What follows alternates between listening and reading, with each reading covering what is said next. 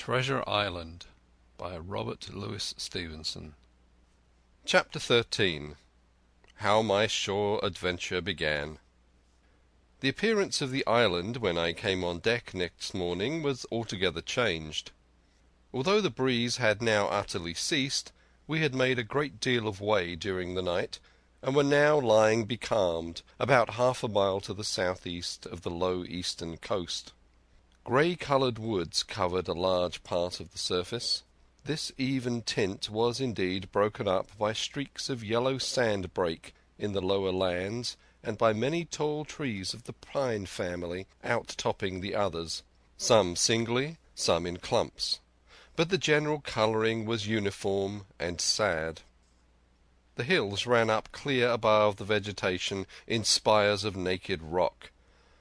All was strangely shaped, and the spyglass, which was by 300 or 400 feet the tallest on the island, was likewise the strangest in configuration, running up sheer from almost every side, and then suddenly cut off at the top, like a pedestal to put a statue on. The Hispaniola was rolling scuppers under in the ocean swell. The booms were tearing at the blocks, the rudder was banging to and fro, and the whole ship creaking, groaning, and jumping like a manufactory. I had to cling tight to the backstay, and the world turned giddily before my eyes. For though I was a good enough sailor when there was way on, this standing still and being rolled about like a bottle was a thing I never learned to stand without a qualm or two, above all in the morning on an empty stomach. Perhaps it was this, perhaps it was the look of the island, with its grey melancholy woods, and wild stone spires, and the surf that we could both see and hear foaming and thundering on the steep beach. At least, although the sun shone bright and hot, and the shore birds were fishing and crying all around us, and you would have thought anyone would have been glad to get to land after being so long at sea, my heart sank, as the saying is, into my boots, and from that first look onward I hated the very thought of Treasure Island. We had a dreary morning's work before us, and there was no sign of any wind, and the boats had to be got out and manned, and the ship warped 3 or 4 miles round the corner of the island and up the narrow passage to the haven behind Skeleton Island. I volunteered for one of the boats, where I had of course no business. The heat was sweltering, and the men grumbled fiercely over their work. Anderson was in command of my boat, and instead of keeping the crew in order, he grumbled as loud as the worst. "Well," he said with an oath, "it's not forever." I thought this was a very bad sign, for up to that day the men had gone briskly and willingly about their business, but the very sight of the island had relaxed the cords of discipline. All the way in Long John stood by the steersman and conned the ship. He knew the passage like the palm of his hand, and though the man in the chains got everywhere more water than was down on the chart, John never hesitated once.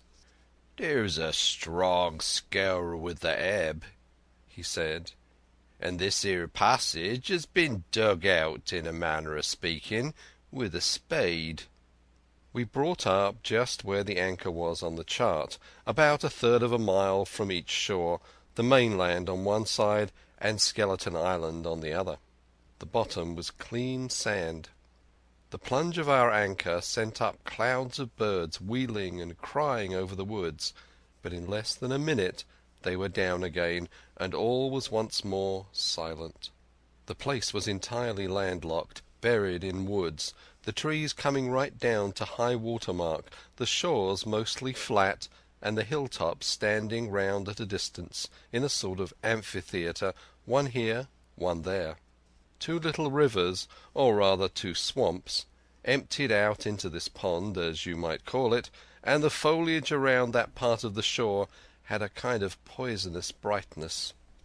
From the ship we could see nothing of the house or stockade, for they were quite buried among trees, and if it had not been for the chart on the companion, we might have been the first that ever anchored there since the islands arose out of the seas. There was not a breath of air moving, nor a sound but that of the surf booming half a mile away along the beaches and against the rocks outside. A peculiar stagnant smell hung over the anchorage, a smell of sodden leaves and rotting tree trunks. I observed the doctor sniffing and sniffing, like someone tasting a bad egg. "I don't know about treasure," he said, "but I'll stake my wig there's fever here." If the conduct of the men had been alarming in the boat, it became truly threatening when they had come aboard. They lay about the deck, growling together in talk. The slightest order was received with a black look, and grudgingly and carelessly obeyed. Even the honest hands must have caught the infection, for there was not one man aboard to mend another. Mutiny, it was plain, hung over us like a thundercloud. And it was not only we of the cabin party who perceived the danger.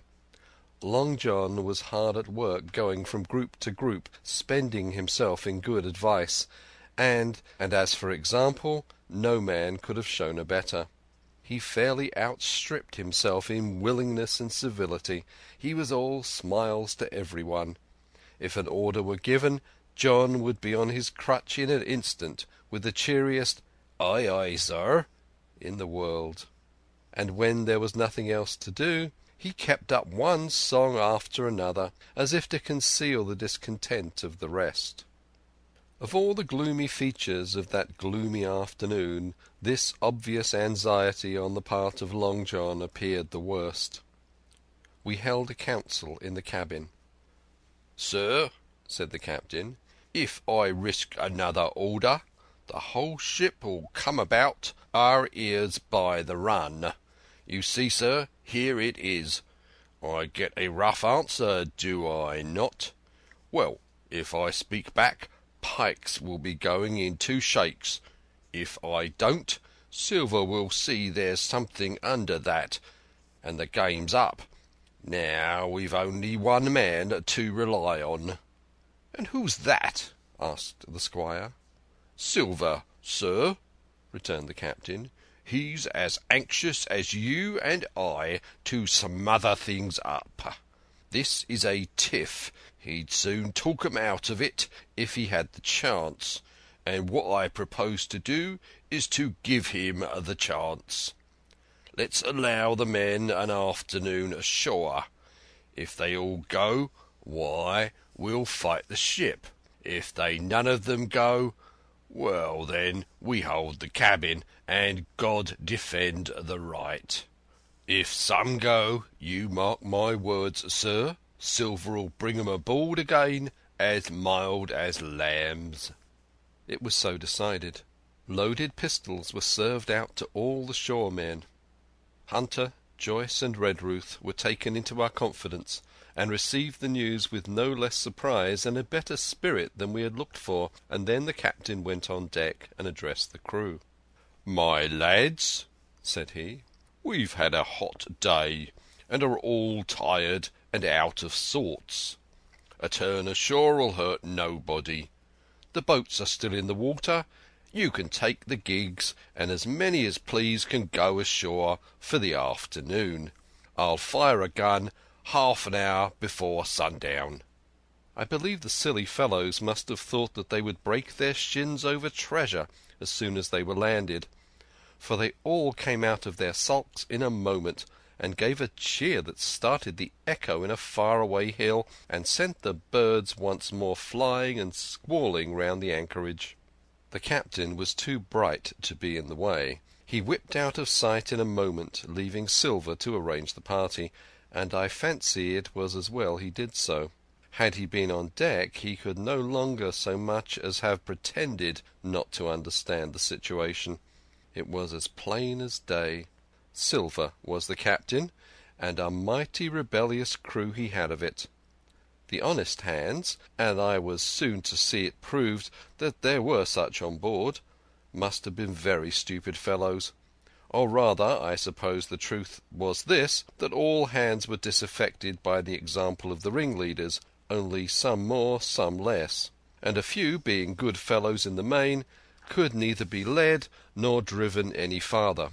It is one thing to be idle and skulk, and quite another to take a ship and murder a number of innocent men. At last, however, the party was made up. 6 fellows were to stay on board, and the remaining 13, including Silver, began to embark.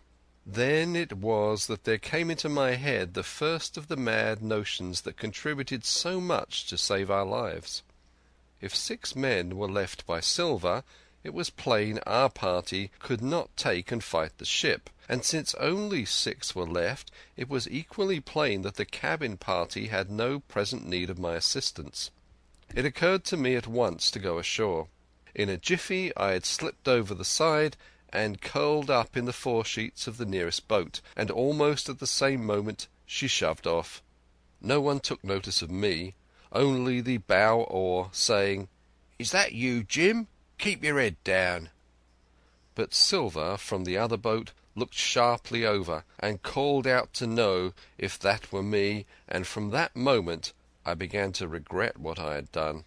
The crews raced for the beach, and in the boat I was in, having some start and being at once the lighter and the better manned, shot far ahead of her consort, and the bow had struck among the shoreside trees, and I had caught a branch and swung myself out and plunged into the nearest thicket, while Silver and the rest were still 100 yards away. "Jim! Jim!" I heard him shouting. But you may suppose I paid no heed. Jumping, ducking, and breaking through, I ran straight before my nose till I could run no longer. End of chapter 13. Treasure Island by Robert Louis Stevenson. Chapter 14. The First Blow.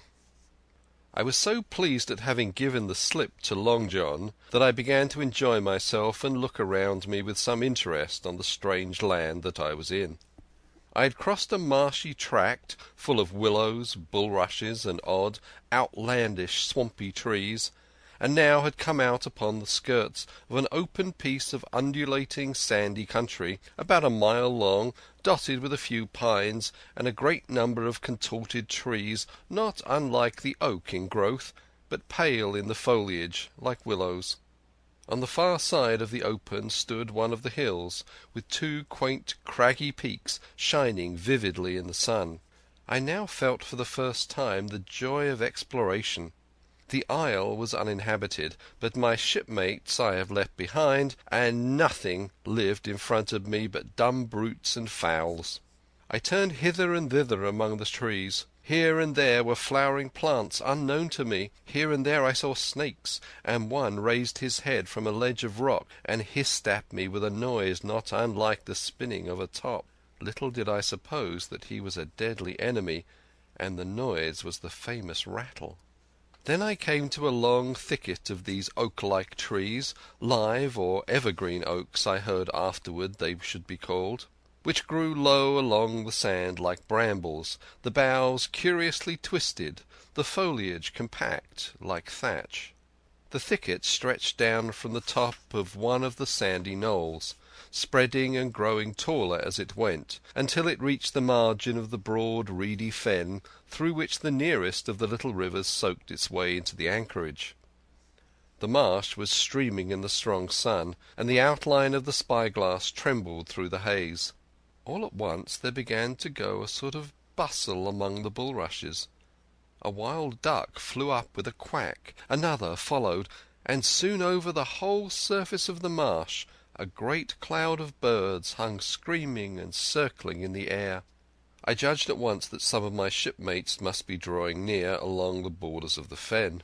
Nor was I deceived, for soon I heard the very distant and low tones of a human voice, which, as I continued to give ear, grew steadily louder and nearer.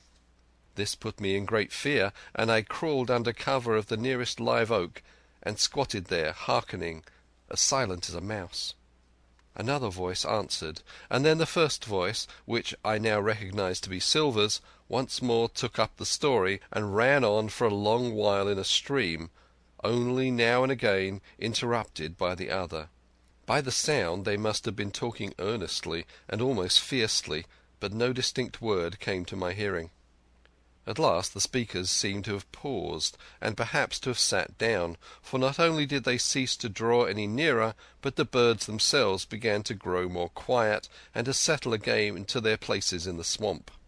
And now I began to feel that I was neglecting my business. That since I had been so foolhardy as to come ashore with these desperadoes, the least I could do was to overhear them at their councils, and that my plain and obvious duty was to draw as close as I could manage under the favourable ambush of the crouching trees. I could tell the direction of the speakers pretty exactly, not only by the sound of their voices, but by the behaviour of the few birds that still hung in alarm above the heads of the intruders. Crawling on all fours, I made steadily but slowly towards them, till at last, raising my head to an aperture among the leaves, I could see clear down into a little green dell beside the marsh, and closely set about with trees, where Long John Silver and another of the crew stood face to face in conversation. The sun beat full upon them. Silver had thrown his hat beside him on the ground, and his great smooth blonde face, all shining with heat, was lifted to the other man's in a kind of appeal.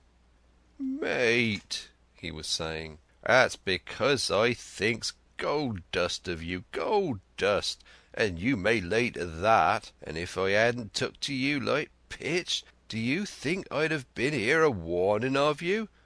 All's up. You can't make nor mend. It's to save your neck that I'm a-speaking, and if one of the wild uns knew it, where'd I be, Tom? Now tell me, where'd I be?"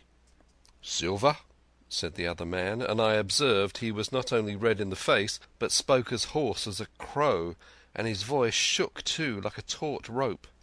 "Silver," says he, "you're old, and you're honest, or has the name of it, and you've money too, which lots of poor sailors hasn't, and you're brave or I'm mistook. And will you tell me you'll let yourself be led away with that kind of a mess of swabs? Not you. As sure as God sees me, I'd sooner lose my hand. If I turn again my duty—" And then, all of a sudden, he was interrupted by a noise. I had found one of the honest hands. Well, here at that same moment came news of another. Far away out in the marsh there arose all of a sudden a sound like the cry of anger, then another on the back of it, and then one horrid, long-drawn scream. The rocks of the spyglass re-echoed it a score of times. The whole troop of marsh birds rose again, darkening heaven with a simultaneous whir, and long after that death yell was still ringing in my brain, silence had re-established its empire, and only the rustle of the redescending birds and the boom of the distant surges disturbed the languor of the afternoon. Tom had leapt at the sound, like a horse at the spur, but Silver had not winked an eye. He stood where he was, resting lightly on his crutch, watching his companion like a snake about to spring. "John," said the sailor, stretching out his hand. "Hands off!" cried Silver, leaping back a yard, as it seemed to me, with the speed and security of a trained gymnast. "Hands off if you like, John Silver," said the other. "It's a black conscience that can make you feared of me, but in Heaven's name, tell me what was that?" "That?"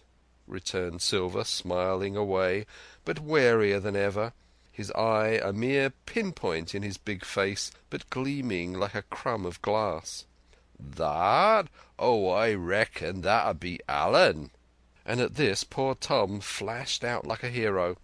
"Allen?" he cried. "Then rest his soul for a true seaman. And as for you, John Silver, long you've been a mate of mine, but you're a mate of mine no longer. If I die like a dog, I'll die in my duty. You've killed Allen, have you?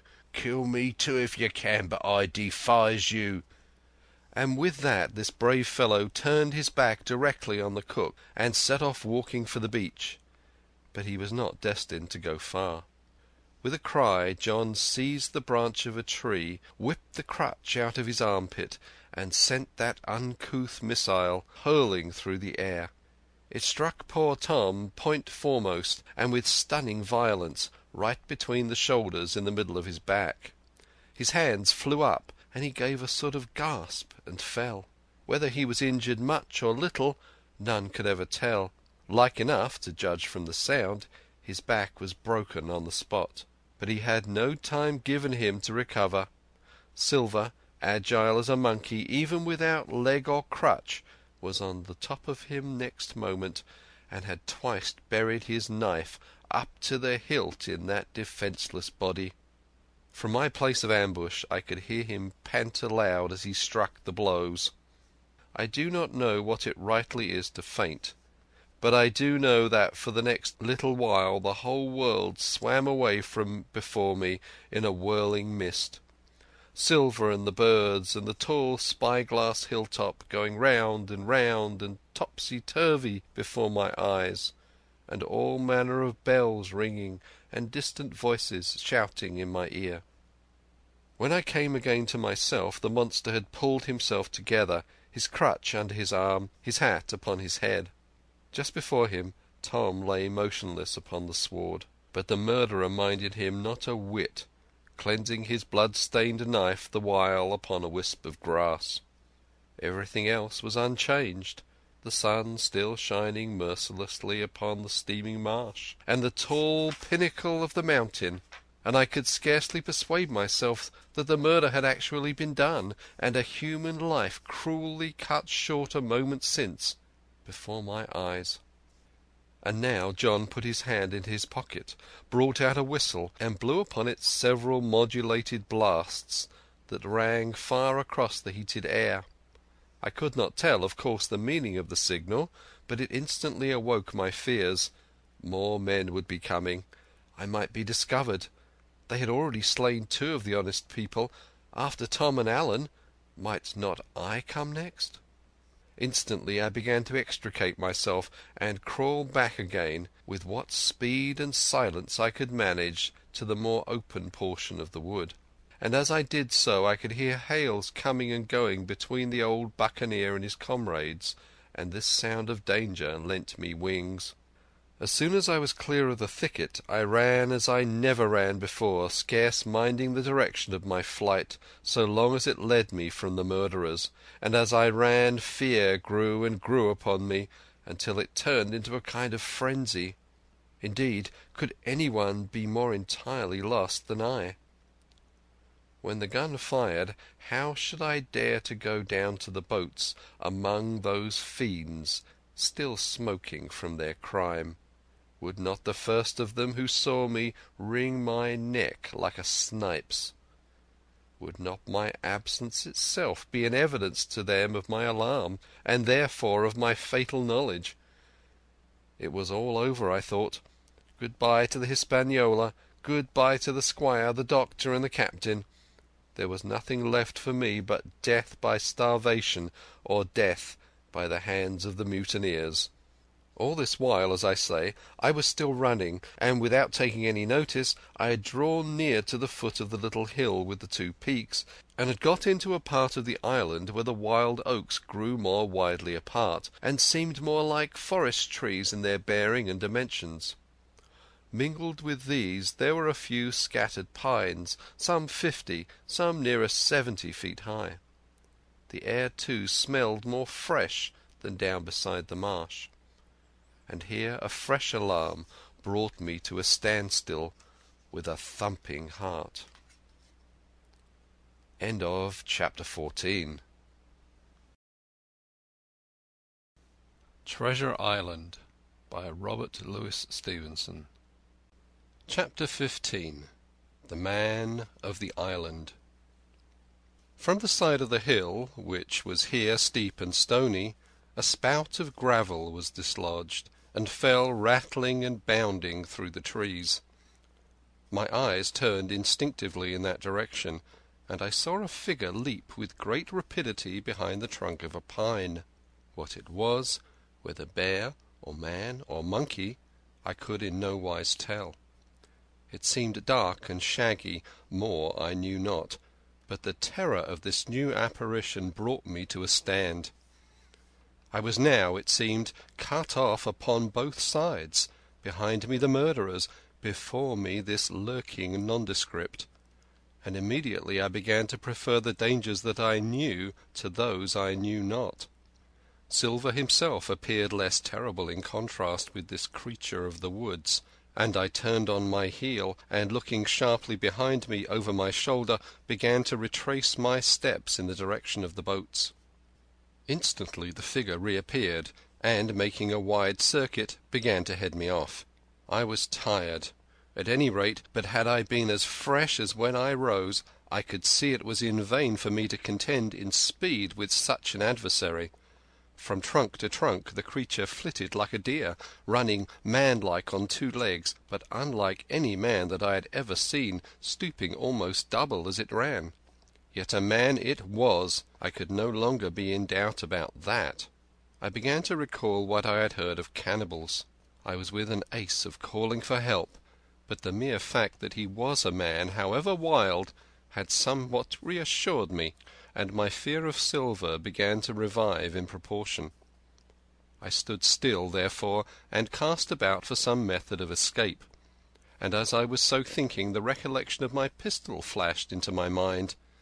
As soon as I remembered I was not defenceless, courage glowed again in my heart, and I set my face resolutely for this man of the island, and walked briskly toward him.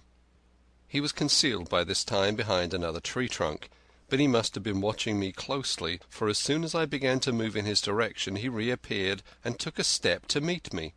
Then he hesitated, drew back, came forward again, and at last, to my wonder and confusion, threw himself on his knees and held out his clasped hands in supplication. At that I once more stopped. "Who are you?" I asked. "Ben Gunn," he answered, and his voice sounded hoarse and awkward, like a rusty lock. "I'm poor Ben Gunn, I am, and I haven't spoke with a Christian these 3 years." I could now see that he was a white man like myself, and that his features were even pleasing. His skin, wherever it was exposed, was burned by the sun. Even his lips were black, and his fair eyes looked quite startling in so dark a face. Of all the beggar men that I had seen or fancied, he was the chief for raggedness. He was clothed with tatters of old ship's canvas and old sea-cloth, and this extraordinary patchwork was all held together by a system of the most various and incongruous fastenings, brass buttons, bits of stick, and loops of tarry gaskin. About his waist he wore an old brass-buckled leather belt, which was the one thing solid in his whole accoutrement. 3 years?" I cried. "Were you shipwrecked?" "Nay, mate," said he, "marooned." I had heard that word, and I knew it stood for a horrible kind of punishment common enough among the buccaneers, in which the offender is put ashore with a little powder and shot, and left behind on some desolate and distant island. "Marooned 3 years agone," he continued, "and lived on goats since then, and berries and oysters. Wherever a man is, says I, a man can do for himself. But, mate, my heart is sore for Christian diet. You mayn't happen to have a piece of cheese about you now? No? Well, many's the long night I have dreamed of cheese, toasted mostly, and woke up again, and here I were." "If ever I can get aboard again," said I, "you shall have cheese by the stone." At this time he had been feeling the stuff of my jacket, smoothing my hands, looking at my boots, and generally in the intervals of his speech showing a childish pleasure in the presence of a fellow creature. But at my last words he perked up into a kind of startled slyness. "If ever you get aboard again, says you?" he repeated. "Why now, who's to hinder you?" "Not you, I know," was my reply. "Oh, and right you was," he cried. "Now what do you call yourself, mate?" "Jim," I told him. "Jim, Jim," says he, quite pleased apparently. "Well now, Jim, I've lived that rough as you'd be ashamed to hear of. Now, for instance, you wouldn't think I had had a pious mother to look at me?" he asked. "Why, no, not in particular," I answered. "Ah, well," said he, "but I had, remarkably pious, and I was a civil pious boy, and could rattle off my catechism that fast you couldn't tell one word from another. And here's what it come to, Jim, and it begun with chuck farthen on the blessed gravestones. That's what it begun with. And it went farther than that, and so my mother told me and predicted the whole, she did, a pious woman. But it were a Providence that put me here. I've thought it all out in this here lonely island, and I'm back on piety. You can't catch me tasting rum so much, but just a thimbleful for luck, of course, the first chance I have. I'm bound I'll be good, and I see the way to. And Jim," looking all round him and lowering his voice to a whisper, "I'm rich." I now felt sure that the poor fellow had gone crazy in his solitude, and I suppose I must have shown the feeling in my face, for he repeated the statement hotly. "Rich, rich, I says. And I'll tell you what, I'll make a man of you, Jim. Ah, Jim, you'll bless your stars, you will. You was the first that found me." And at this there came suddenly a lowering shadow over his face, and he tightened his grasp upon my hand and raised a forefinger threateningly before my eyes. "Now, Jim, you tell me true.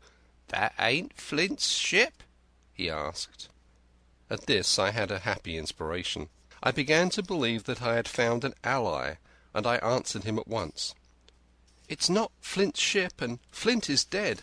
But I'll tell you true, as you ask me. There are some of Flint's hands aboard, worse luck for the rest of us." "Not a man with one leg?" he gasped. "Silver?" I asked. "Ah, Silver," says he. "That were his name." "He's the cook, and the ringleader too." He was still holding me by the wrist, and at that he gave it quite a wring. "If you was sent by Long John," he said, "I'm as good as pork, and I know it. But where was you, do you suppose?" I had made up my mind in a moment, and by way of answer told him the whole story of our voyage and the predicament in which we found ourselves. He heard me with the keenest interest, and when I had done he patted me on the head. "You're a good lad, Jim," he said. "And you're all in a clove hitch, ain't you? Well, you just put your trust in Ben Gunn. Ben Gunn's the man to do it. Would you think it likely now that your squire would prove a liberal-minded one in case of help, him being in a clove hitch, as you remark?" I told him the squire was the most liberal of men. "Ah, but you see," returned Ben Gunn, "I didn't mean giving me a gate to keep and a suit of livery clothes and such. That's not my mark, Jim. What I mean is, would he be likely to come down to the tune of, say, £1,000 out of money that's as good as a man's own already?" "I'm sure he would," said I. "As it is, all hands were to share." "And a passage home?" he added, with a look of great shrewdness. "Why," I cried, "the squire's a gentleman, and besides, if we got rid of the others, we should want you to help work the vessel home." "Oh," said he, "so you would," and he seemed very much relieved. "Now, I'll tell you what," he went on. "So much I'll tell you and no more. I were in Flint's ship when he buried the treasure, he and 6 along, 6 strong seamen. They was ashore nigh on a week, and us standing off and on in the old Walrus. One fine day up went the signal, and here come Flint by himself in a little boat, and his head done up in a blue scarf. The sun was getting up, and mortal white he looked about the cutwater. But there he was, you mind, and the 6 all dead, dead and buried. How had he done it? Not a man aboard us could make out. It was battle, murder, and sudden death, leastways, him against 6. Billy Bones was the mate, Long Johnny was quartermaster, and they asked him where the treasure was. Ah, he says, you can go ashore if you like and stay, he says, but as for the ship, she'll be up for more, by thunder. That's what he said.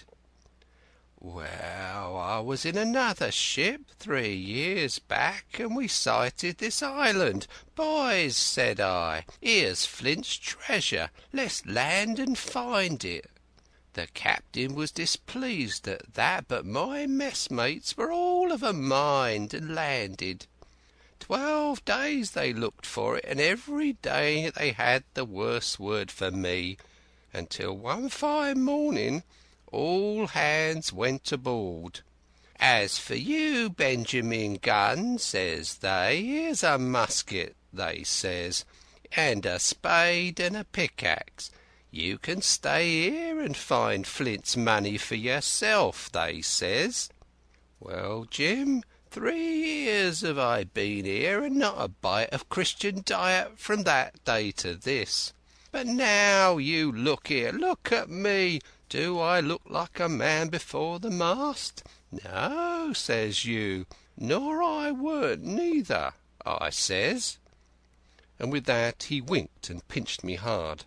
Just you mention them words to your squire, Jim, he went on.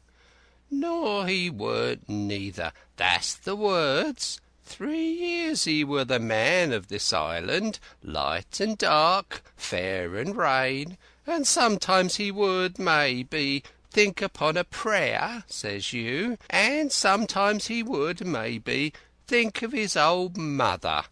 So be as she's alive, you'll say. But the most part of Gunn's time, this is what you'll say, the most part of his time was took up with another matter.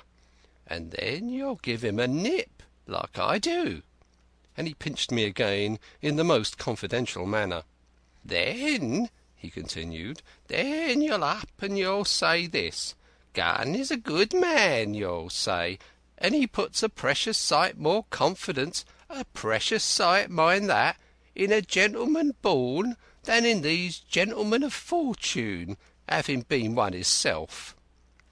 Well, I said, I don't understand one word that you've been saying, but that's neither here nor there, for how am I to get on board? Ah, said he, that's the hitch for sure. Well, there's my boat that I made with my 2 hands. I keep her under the White Rock.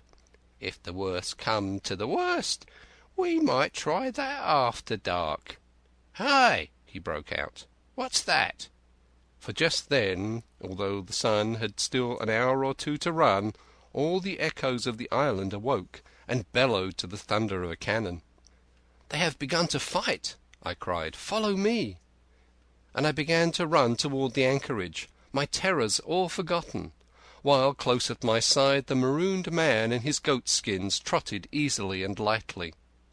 Left, left, says he. Keep to your left hand, mate Jim, under the trees with you. That's where I killed my first goat. They don't come down here now. They're all mast-headed on them mountains for the fear of Benjamin Gunn. Ah, and there's the cemetery. Cemetery, he must have meant. You see the mounds? I come here and prayed nows and thens, when I thought maybe a Sunday would be about due. It weren't quite a chapel, but it seemed more solemn-like, and then, says you, Ben Gunn was short-handed. No chaplain, or so much as a Bible and a flag, says you. So he kept talking as I ran, neither expecting nor receiving any answer. The cannon shot was followed, after a considerable interval, by a volley of small arms. Another pause, and then, not a quarter of a mile in front of me, I beheld the Union Jack flutter in the air above a wood. Chapter 15